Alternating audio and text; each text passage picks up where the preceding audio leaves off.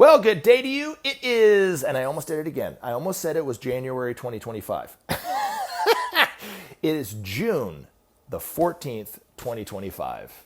And I hope you're doing well wherever you are, whenever you're listening to this video. And if you are listening to this video that I put up in June of 2025, in January of 2025, can you please get with me and let me know how you're doing that so that I can go back in time and play the lottery the way that it needs to be played.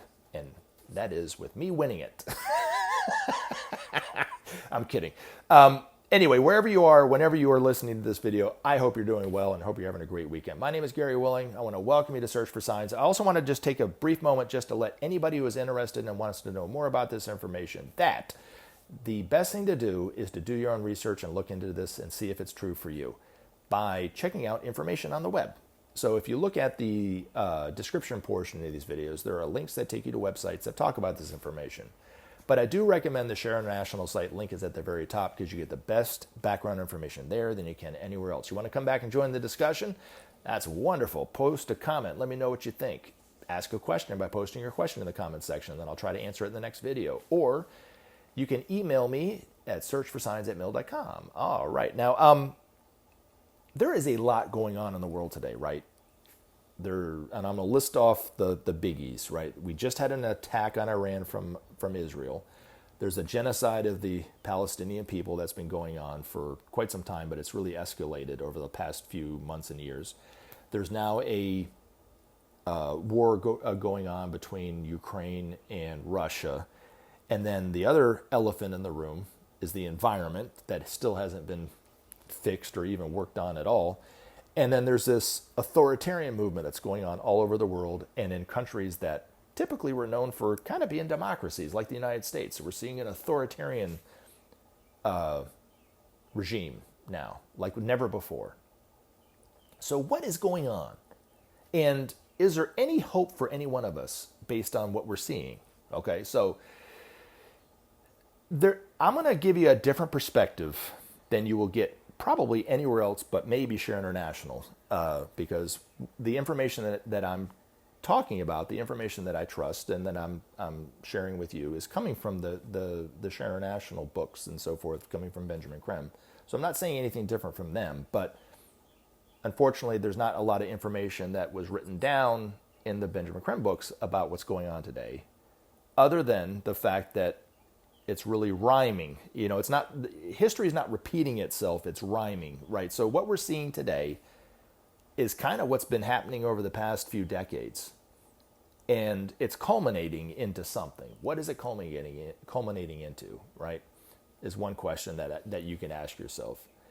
But also, too, I just wanted to address the other elephant in the room, that when you go on YouTube, or if you watch the mainstream news, or if you just listen to anyone talking about what's going on in the world today, some local yokel like myself just spewing their opinion, going on and on and on, you'd be hard-pressed to find any kind of hope, right? And we're just getting bombarded with all the problems, and there's no solutions really. You know, people might have a little bit of a solution about whatever they're concerned about, but for the most part, there's no solutions, right, being offered. It's just the problems over and over and over and over again. And the other probably concerning thing for a lot of people, scary for some, right, is the fact that the world is changing so quickly now that you're really having a hard time keeping up. I mean, if you put your phone down for a day and come back, it's like, now there's a whole nother set of problems going on, right? And it just seems like one after the other after the other. And we haven't even solved the first problem, and now we've got 100 other problems on top of that. And it just also seems like you really can't rely or trust on the next week to be any better. And so it just kind of seems like that. And I watch a lot of YouTube videos. I go on news programs. I listen to people such as myself spewing their opinion and so forth, just like I said that most of you guys are probably doing. And you'd be hard-pressed to find anybody speaking with any degree of hope, really, to be honest.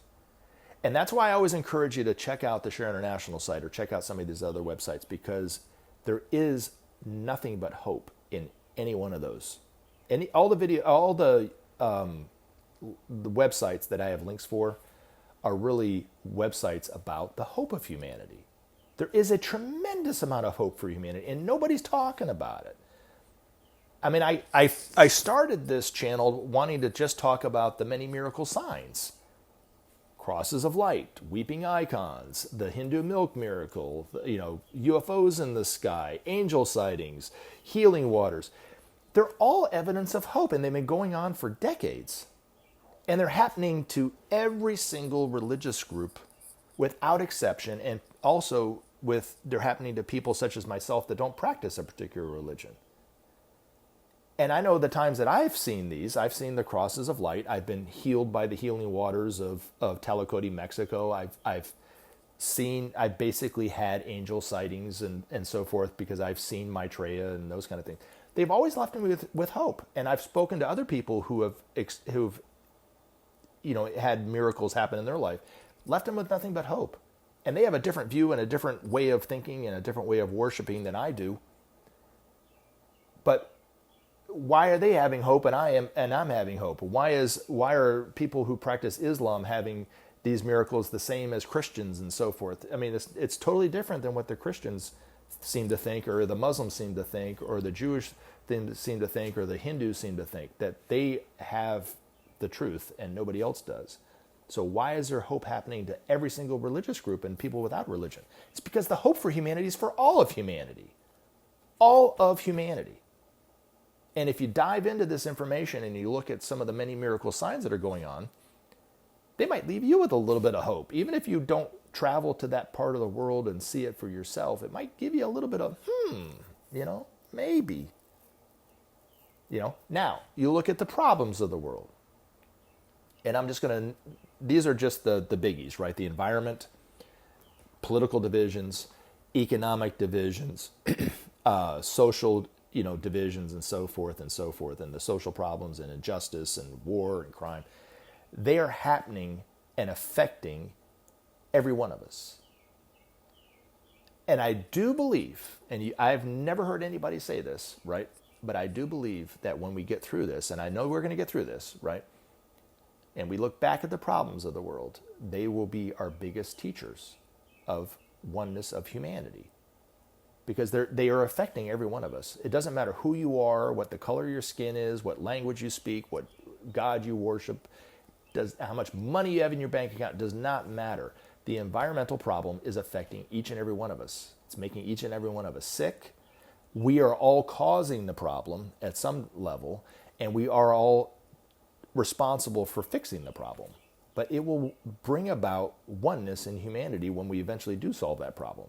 Now, what's going on today is obviously a part of those problems, right? The environmental problem is not being solved at any real level, right? It's still there, right? Still a danger. We're still edging closer and closer to the tipping point where it'll be too late.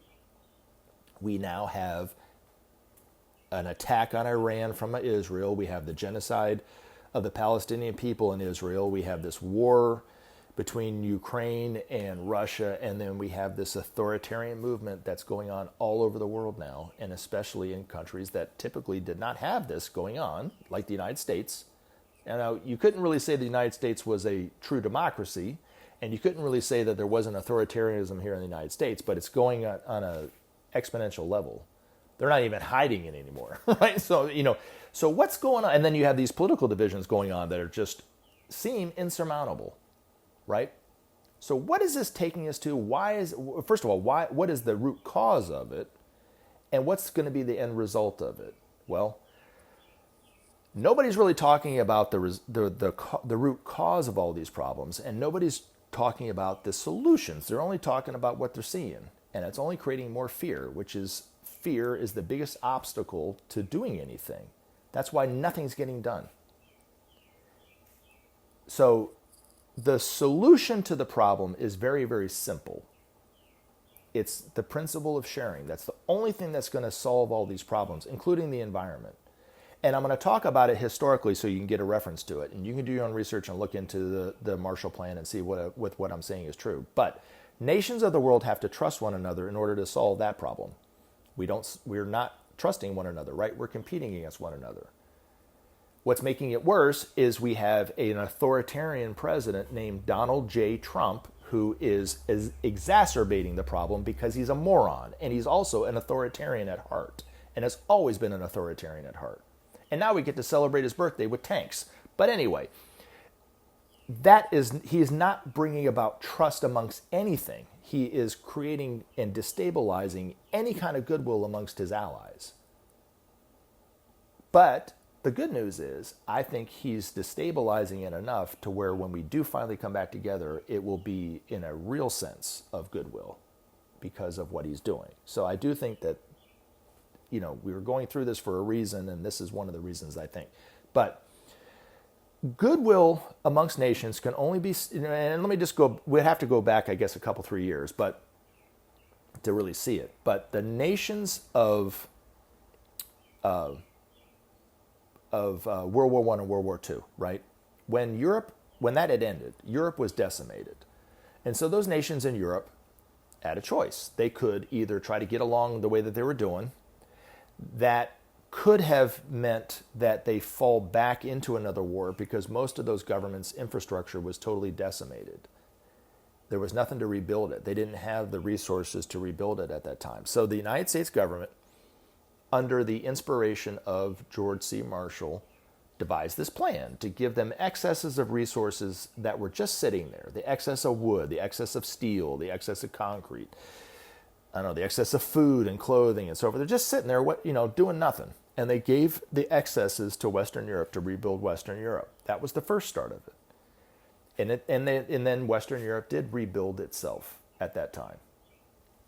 Russia kind of did the same thing with Eastern Europe to some degree. But then, here's the kicker, is those nations started to flourish a little bit, and they had a little bit of excesses. They gave back in payment what they took. That's the principle of sharing. It happened for about 4 years. The United States would then give more excesses that they had, and then Europe would give back excesses that they had. It was a process like that for about 4 years. Now, I'm going to list off the nations that participated in it, okay? Austria, Belgium, Denmark, France, Greece, Iceland, Ireland, Italy, Luxembourg, Netherlands, Norway, Portugal, Sweden, Switzerland, Turkey, United Kingdom, and then eventually West Germany. Now, there's not always been peace within that nation. Like Ireland's a good example, right? There was the Catholics fighting against the Protestants, but that's a little bit different. But if you look at each one of those nations, and let's just take the biggies, right? The United States, United Kingdom, France, and Germany, and Italy. Those nations were at once at war with one another. In fact, in World War II, they were at war with one another. But if you go back centuries, those nations were really never allies with one another. But it's true that you could say for the last 75 years or so, they have been allies. What changed? Well, what brought that trust amongst those nations and that goodwill amongst those nations was the principle of sharing. If you're someone that reads the Bible, I'm going to throw out a biblical reference to this. Okay, it's not a prophecy about the principle of sharing happening in Revelations, but it was something simple that Jesus said. A tree is known by its fruit. Okay, he was talking about something different, but you could apply it to pretty much anything, and you can apply it to this. The fruit of the tree of sharing is peace and goodwill. Now, if you apply that same principle, that same truth of a tree is known by its fruit, right? Jesus was saying that if you have an apple tree, don't expect oranges to grow on it, right? You have to plant an orange tree to have oranges, right? But what has been the fruit of the tree of what the United States has been doing ever since the Marshall Plan? Attacking Korea, having a war in Vietnam, the war on terrorism, the war in Iraq and Afghanistan. Has that brought about peace in any way? Well, you can't say it has, because it hasn't. The only thing that can bring about peace is justice. And the only thing that can bring about justice is the principle of sharing, according to Maitreya. That's the only thing. It's very simple. But once we do that, nations will trust one another, and then we can start to work on the environmental problem. Now, there's a reason why we're having this problem and that's grossly understates what's really going on in Israel, between Israel and Palestine and Israel and Iran. But there's also a reason why we have the problem in Ukraine between Russia and Ukraine, and this authoritarian movement that's going on around the world, especially here in the United States. And if you dig a little bit and you do some research, you'll see that it was written in the Alice Bailey teachings back in the 40s, and it was also talked about, Benjamin Creme talked about it in his books in the 80s and 90s and 2000s. There's a reason why we are having those issues in those areas. And it's might be an eye-opener for some of us, right? Well, what it is this is a resurfacing of what happened during World War I and World War II, and then what happened, millennia ago that wasn't written down back about 100,000 years ago. It's not repeating itself, it's rhyming. And the Axis powers of World War I and World War II were the last time the Antichrist energy was released. Of course, if you follow and read the Bible, you would know all about the Antichrist. If you're someone who's very fanatical and very dogmatic about that and very, perhaps evangelical, you're looking for the Antichrist in an individual person. The Antichrist is not, according to the Ageless Wisdom Teachings, an individual. It's an energy. When John wrote about it in Revelation, he was writing about an energy. He wasn't writing about a future person to come out in that way. And the descriptions that he wrote into what he was seeing in his vision, he was trying to write it symbolically as referencing an energy.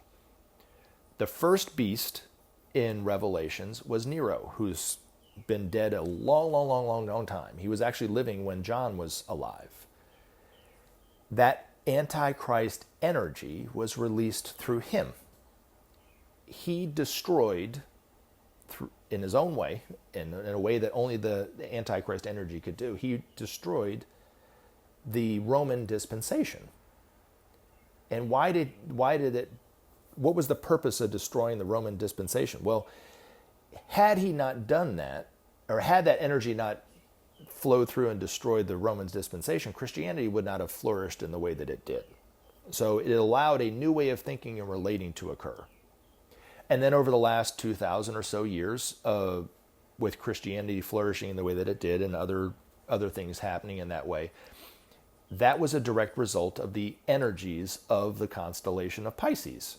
So it brought us the Renaissance, it brought us a new way of thinking and relating, but it brought us this very strong, potent individual, which is what we see today. We see 8 billion strong, potent individuals out there, all demanding their own say, all demanding their own way of doing things, all thinking that what they're doing is right at the expense of everything else and creating the divisions in the world. That's why we have the world that we have today.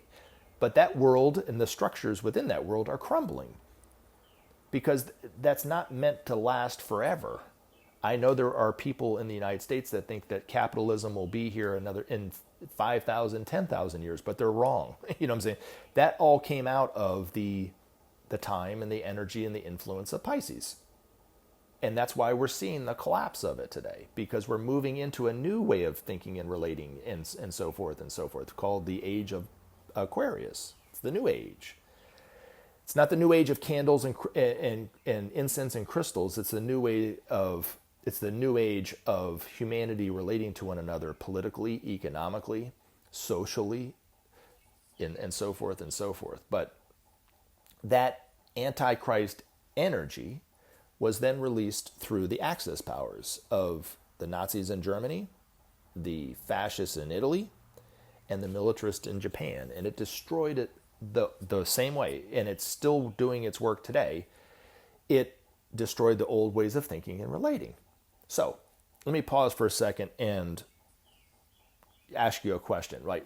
Think about the world today, the way that we are, the way that we think, or even if you just want to think about it for yourself, right? The way that you are, the way that you think, the way that you relate to one another, the knowledge that you have of yourself and the world, what's going on in the world today, the technology that we have available for each and every one of us, to travel from here to there, to communicate with each another.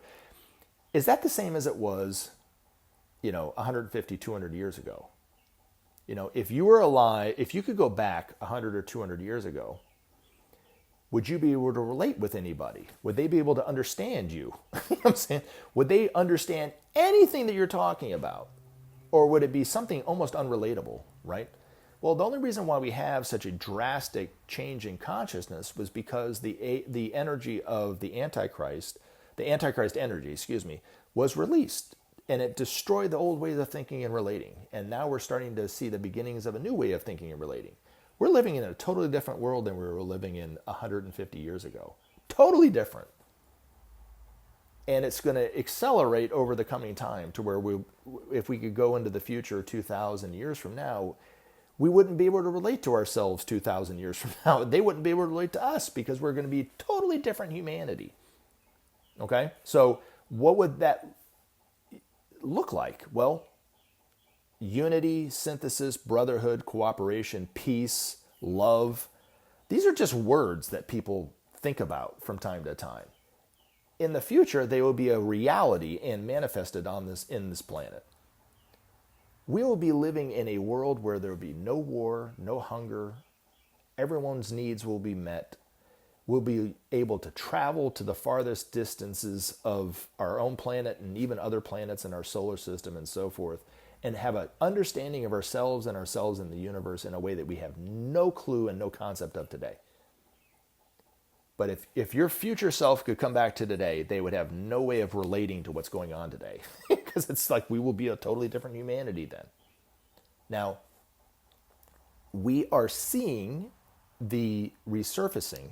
And this is now that's the good news. The not so good news is we're having to live through what we're living through today. And what we're seeing is a resurfacing of that nefarious energy that was there to destroy the old ways of thinking back in Nero's time and also during the time of World War I and World War II.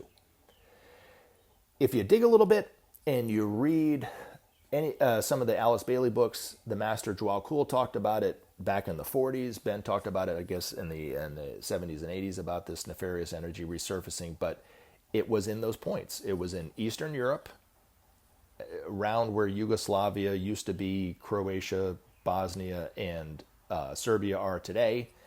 But Ukraine's not too far from there. So the influence can obviously not just necessarily be at that point, but it can also influence that area. So there's been genocides in those areas over the past few decades, and now there's this war going on between Russia and Ukraine that's very dangerous. Direct result of that point of darkness in that area.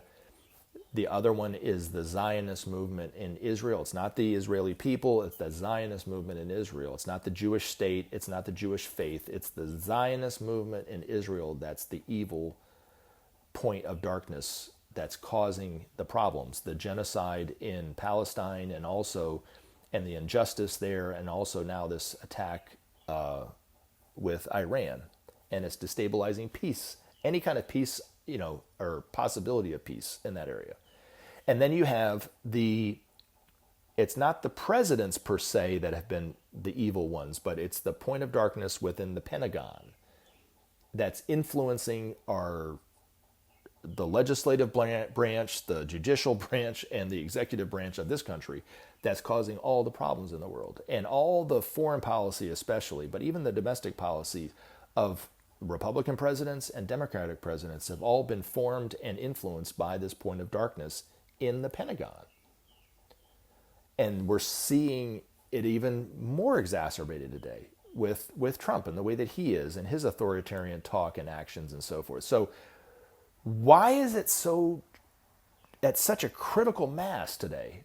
Well, it's because they're trying to counteract Maitreya coming back into the everyday world and speaking to humanity, inspiring humanity for these changes that I just talked about. So it will only get worse before it gets better, but it will eventually get better. But it's going to involve each and every one of us. and this is the important part, this is what I wanted to leave everyone with, is now is the time to have faith in yourself. If you see an injustice, to do something, to say something about it. You know, now is the time to speak out to our so-called leaders in government and tell them exactly what you think they should do, and not just hope that they change on their own. They're not going to change on their own. It's going to involve each and every one of us doing something. So out of all the things that are going on today, right, the one thing that's probably the most scary for most people is you can't really rely on tomorrow or next week to be any better. You can't even rely on the problems that we're dealing with today to be the problems that we're going to be dealing with tomorrow or next week or 2 weeks from now, right? It's that moving that fast and that quickly.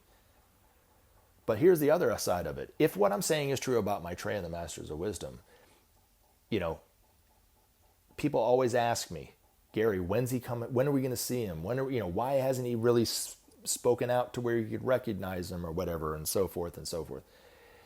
If the case about the problems of the world are just, we don't know what's going to happen tomorrow or next week or 2 weeks, I'm going to tell you right now, if there's anything true about what I'm saying about Maitreya, which I know there is because I've met him, I see him, I know he's real, he's not a figment of my imagination. I know he's very real, right? That it could be tomorrow, next week, 2 weeks from now, next month, later on in the year, that you're going to see a person that's not claiming to be anything special, not claiming to be a master of masters, not claiming to be the teacher awaited by all the world's religions. Anybody that claims any of that is not Maitreya. But Maitreya is just going to claim to be an ordinary person. But when you listen to him and you feel his words coming from the true love, coming from his heart, and you start to feel your own heart awaken, that's when you'll know that that is Maitreya. And when he starts to really speak in that way, which he will, and like I said, you could see it tomorrow, you could see it next week or 2 weeks from now. That is when these marches, these mass movements for justice, for peace, for the environment, for whatever, for the ending of authoritarianism, that's when their power will be so powerful that even somebody as authoritarian-minded and has so much political power as Donald Trump does won't be able to withstand the power of the people. We saw it 4 years, was it not? Yeah, it was 4 years ago. Yeah, it's been that long. And it just seems like a week ago. When the tide was turning against Trump, he was acting like a little cowardly baby, which he truly is. And right now he has all this power that's feeding into his ego. And when people stand up to him, he's going to turn tail just like he did 4 years ago. And this is the vision that I have of him. When he was doing that interview with that lady from 60 Minutes, and the interview wasn't going well, and his election wasn't going well, and COVID wasn't going well, and he knew it. He got up in the middle of the interview and he turned his back to the camera. He never tries to have a bad view. He is so aware of himself in the public view and on camera that he always tries to have that kind of look. He looked so pathetic as he was getting up out of his chair and going away from the camera set. He's going to do just like that. He is a coward. He is absolutely does not have the interest of the people at his heart, and he should be removed from power as far as I'm concerned. But all this that's going on today, his authoritarian movement, like I said, that's going on in Ukraine, is all a direct result of that nefarious energy. But it's for each and every one of us to stand up and do our part so that we have a world to live. We have a future for ourselves and for our children and our children's children. I love you guys. Thank you very much for listening, and I hope you guys have a great weekend, and we'll look forward to talking to you soon. Take care. Remember to take action and help SOP save our planet. Thanks for listening, and we look forward to talking to you again in future videos.